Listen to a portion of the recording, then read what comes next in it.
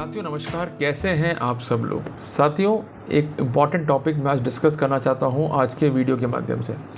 साथियों 125 सीआरपीसी हम सब आए दिन कंटेस्ट करते हैं, क्योंकि जब भी डिस्प्यूट होगा हस्बैंड और वाइफ का और वाइफ पीयर जाके बैठेगी तो वाइफ की स्ट्रेटजी होती है कि आप पर दबाव बनाने के लिए सबसे पहले करें 498 है, फिर करें 125 सीआरपीसी, और यूजुअली इंटरिम बनवाने के बाद में इन मुकदमों को लंबा खींचा जाता है। एक बात मैं आपको स्पष्ट कर दूं कि 125 सीआरपीसी में अगर आपको नोटिस आता है तो पहली पेशी पर या नेक्स्ट पेशी तक अपना जवाब जो है पेश करते हैं, डिले ना करें।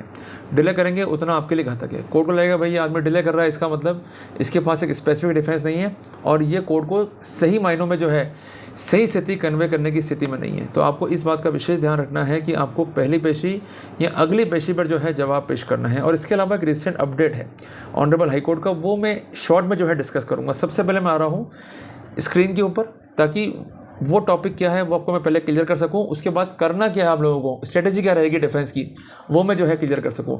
एक कॉपी और एक पेन ले लीजिए, let's move on the screen. साथियों एक रिसेंट जो है जजमेंट है ऑनरेबल इलाहाबाद हाई कोर्ट का, जिसमें कोर्ट ने जो है डायरेक्शन दिए हैं कंसर्न फैमिली कोर्ट को to decide the matter expeditiously, preferably within a period of 3 months without granting any unnecessary adjournment to the concern applicant from the date of production of certified copy of this order. इस line को जो है आप लिख लीजिए और समझ लीजिए। साथियों इस लाइन पे आना जरूरी इसलिए भी था कि कई बार ऐसा होता है कि 125 में या तो वाइफ डेट लेती है या हम डेट लेते रहते हैं, या मैं हमारे वकील कहते हैं कि आप डेट जो है लेते रहो।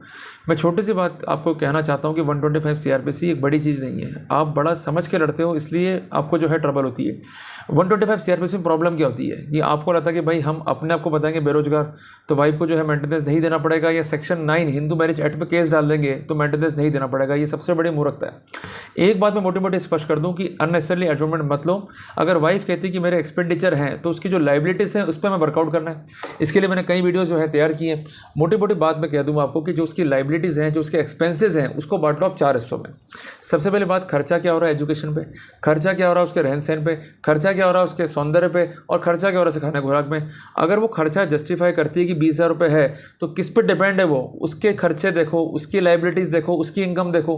वो नहीं बता पा रही है, कनेक्टिंग एविडेंस नहीं ला पा रही है, it means she is suppressing the material evidence from the court, और वो लाती है और उसके इनकम टैक्स रिटर्न में या उसके कंसर्न डॉक्यूमेंट्स में वो खर्चा शो ही नहीं है। इट मीन्स ऐसी मनी बाहर है जो अनअकाउंटेड है, वो किसी ना किसी रूप में इस लड़की तक पहुंच रही है, उस लड़की को जो है हेल्प दे रही है। अगर आपने ये लिंक तोड़ दिया और कनेक्टिविटी जो है जो आप बताना चाह रहे हैं वो कन्वे कर दी तो डेफिनेटली जो है इसको फ़ायदा मिलेगा आपको।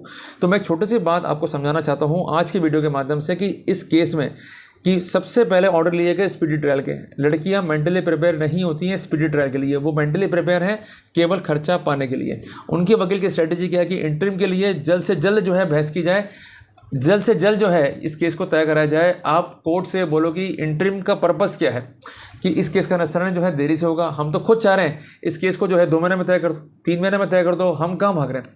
और ये जवाब मेरा रेडी है, मैंने पहली पेशी में जो है पेश कर दिया, list the file for the evidence. और सेक्शन 126 सीआरपीसी भी यही कहता है कि एविडेंस रिकॉर्ड करो और केस को तय करो।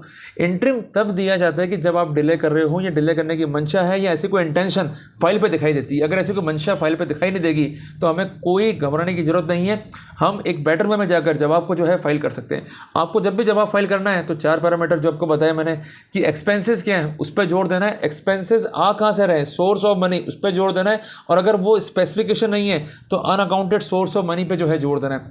लड़की अपने जाल में जो है खुद फंस जाएगी, बट आपको वर्कआउट करना पड़ेगा। आपको कुछ प्रोविजन इनकम टैक्स के जानकारी में होने चाहिए, कुछ प्रोविजन आपको prevention of money laundering act के जो है जानकारी में होने चाहिए। और इसके अलावा जब भी आप ड्राफ्टिंग करें तो लाइबिलिटी से भागे नहीं, अपने आप को बेरोजगार ना बताएं, बल्कि अपनी लाइबिलिटी भी कोर्ट को बताएं कि मेरे ऊपर जो है लोन है, मेरे ऊपर अदर फाइनेंशियल जो है बर्डन है, मेरे ऊपर बैंक की ओडी है, या मुझे सैलरी नहीं मिल रही, या इसके कारण जो है मुझे मेरे ऑफिस से जो है सुनना पड़ रहा है, नौकरी जो है मेरे खतरे में आ चुकी है।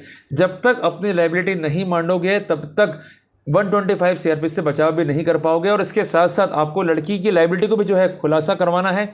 और सबसे इंपॉर्टेंट बात, जो आपका स्पेसिफिक डिफेंस है 125 सब क्लॉज 4 सीआरपीसी की लाइट में, उसको हिट भी करना है।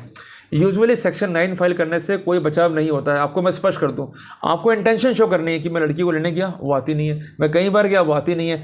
आपके पास कोई प्रूफ हो वो पेश करो, जो बेस्ट से बेस्ट डॉक्यूमेंट्री एविडेंस है, जो प्राइमरी एविडेंस है उसको आप पेश करो। आप जितना पेश करोगे, जितना वर्कआउट करोगे, उतना ही फायदा आपको मिल जाएगा। तो कहने की बात है कि कंटेस्ट के साथ साथ थोड़ा सा हमें क्लेवर होना पड़ेगा और क्लेवर होते हुए चीज़ों को जो है फेस करना पड़ेगा। डेफिनेटली रिजल्ट आएगा मेरे भाई, डरने का नहीं है। क्योंकि जो लोग लड़े हैं और तकनीक से लड़े हैं वो जीते भी हैं, और जो लोग सिर्फ लड़ने गए और लड़के आ गए वो हारे भी हैं। तो आपको तकनीक, क्लेवरनेस, लॉ पॉइंट और उसके महत्वपूर्ण बिंदु ध्यान में होने चाहिए, और उसकी लाइट में आपकी प्लीडिंग्स होने चाहिए, और उसकी लाइट में आपकी जरे होने चाहिए। तब डेफिनेटली आपको जो है फायदा मिलने वाला है। तो साथियों, मिलते हैं एक नए टॉपिक के साथ में। तब तक के लिए जय हिंद, जय भारत।